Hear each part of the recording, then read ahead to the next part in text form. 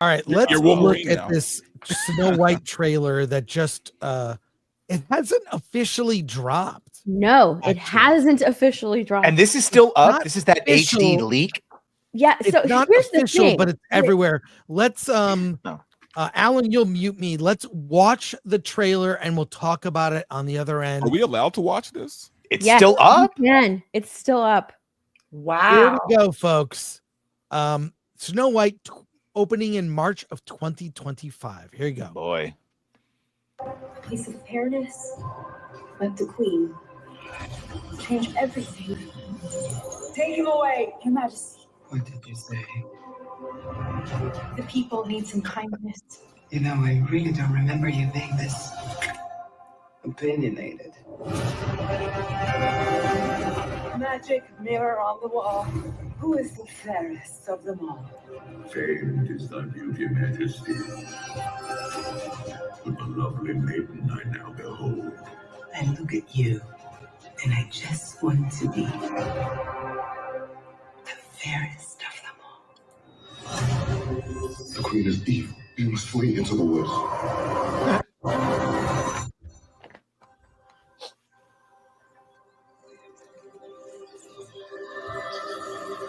My parents always said this forest was a magical place. Turtle.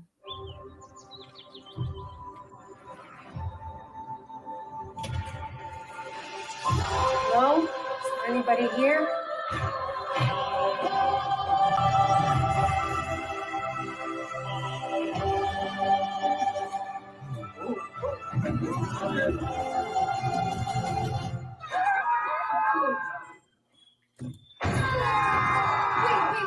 It's a human. What did you think I was? Nothing ghost. You'll be safe from the Queen here. The Queen stole everything from all of us. We're gonna need your help. It's time to restore our kingdom.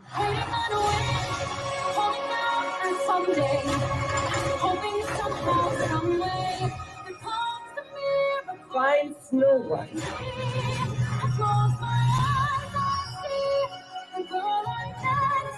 This is our kingdom, and now we're here to take it back. You were saying. I'm sorry, my dear. Did I frighten you?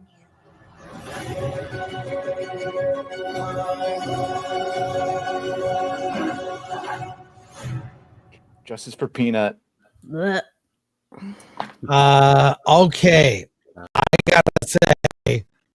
I gotta say, wow. It looks the dwarves are nightmare fuel. Why did they not just hire dwarf actors or little Peter people? Dinklage. Do it like Peter the Hobbit. Dinklage, yeah. Dinklage, that Peter little bastard, Dinklage. man. He wants all the money for himself, dude. Yeah. It's like he wants the little people like market cornered for himself. This is the penultimate. They've been doing the live action based on classic Disney animation. This is everything wrong with that concept. And how many reshoots? The WDW Pro had that thing that this is over approaching, and it has to be over by now, $500 million. Wow. Let me ask this question. I thought this was supposed to be a live action version. No. Right. But even, I mean, it looks, I mean, what is this? Although I gotta give props. Gail Gadot looks amazing. I'm ready for the Queen. I mean, she is. I mean, she's kind of like. I feel like a lot of drag queens aspire to be like the evil queen, and they've had drag queens in Disneyland like dress like this. I mean, she looks like a pro dom or something. Like she's leaning into like dominatrix territory. And it looks like he's really trying to act. It looks like he's really trying in this. So like, if anything, I'll give the trailer that. It looks like Gal Gadot isn't phoning it in. Right. And her old lady looks really good. By the way, I saw this movie already when it was called Shrek. Oh. I do like the magic mirror being redolent of the original film. Yeah. Yes. I think this is a train wreck. I think based on a couple things. One, the movie itself, and two, Rachel Zegler's statements on social media have been divisive. I think if she never said anything, we'd be loving this right now, or we just wouldn't be making fun of it as hard. I don't think we would have loved it either. But what's funny is that she said those things, and then they took a whole year to repair her image, and then to do a bunch of reshoots. But watching this trailer, this is exactly what she said. She's not going to be saved by any prince, right? She's going to be a leader like her father wants her to be.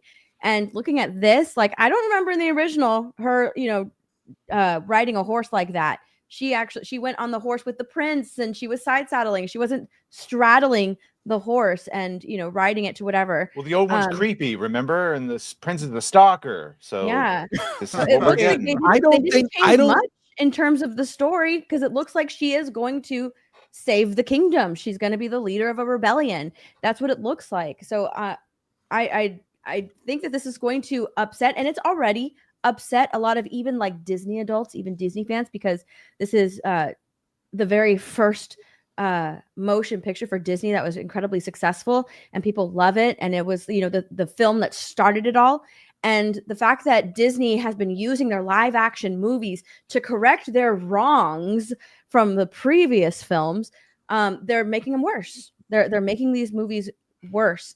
And, the song that she's singing, I close my eye to see the girl I'm meant to be. Like, that is her empowering song in the movie, just like Jasmine got hers in Aladdin. And it's going to be terrible. I would bet that because there was a conversation about, oh my gosh, what was it? About the prince kissing her while she was asleep, and all of those woke people got upset. There's going to be a conversation about consent, and what it is the prince going to kiss her awake in the movie? Is she even the one that bites the apple and goes to sleep in the movie? How is she going to wake up? Because a lot of people were upset about, and there was a whole thing about consent surrounding the Snow White. So how is Disney going to fix that wrong? Yeah. Well, they can make it the original where she bites the apple. She's stuck inside a glass tomb of sorts. The 7 dwarves are marching her through the wilderness until the prince comes upon her and says, "Hey, can I buy her?" And then they say yes. And when they try to hand her over, they drop it. It jostles the apple slice from her throat. She wakes up and then she says, "I'm starting a rebellion." There you go. Don't have to worry about the kissing part. We'll live happily ever after. Yeah, the kissing was Sleeping Beauty, not Snow White, at least the original Grimm story. But for Disney, they kind of did a hybrid there. I mean, we keep joking about this, but I really want to know what is the actual bottom line price of this film? Like what's the budget? Like as of now, we don't know, but we do know it is over 500. It's over half. You're sure about that? It's over 500. Jesus, it would be unless they've done a miracle. Like, it's on par with that Captain America movie on the amount of reshoots and time and the CGIing of the dwarves and the back and forth. So this is it, and this is without marketing. This is just. I don't know if it's included. I think it's what he framed it as. It was the going back and forth and reshooting and adding more scenes with the younger actress, because Zegler's so unlikable that there is no way to save her. So you have to add more scenes with the younger version to make you like the character. Well, marketing is not part of the total cost, is it? Right, that's what I'm saying. So this could. So it's 500. No, I'm asking the question. I don't think it is. No marketing it. Yeah.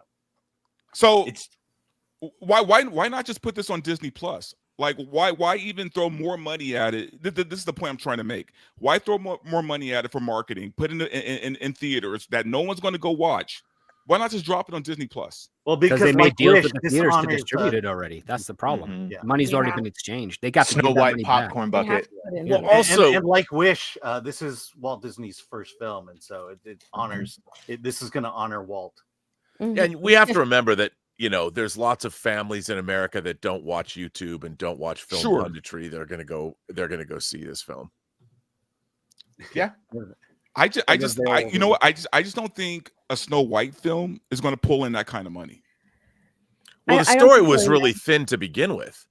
I mean, as much as Snow White is a beautiful piece of work, and it's the first Disney animated feature, it is a slight story. I mean, it truly is a simple fairy tale, and by them injecting all of this extra stuff into it, I would say that it was wrong-headed to even try and translate it into live action.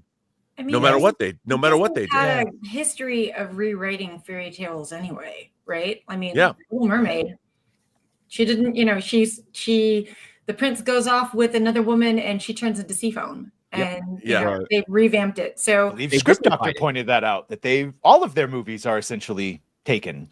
Yeah, Yeah. Alice in So- Wonderland, Pinocchio, all of those are Sleeping Beauty, Cinderella. And they've spun it in a way that's going to, you know, make audiences. I mean, we have to think about the demographic. Obviously, first and foremost, Disney movies are, you know, catered to children, right? So, and now that we've all grown up, you know, and have become these, you know, critics and Disney adults per se, I think that they just really haven't.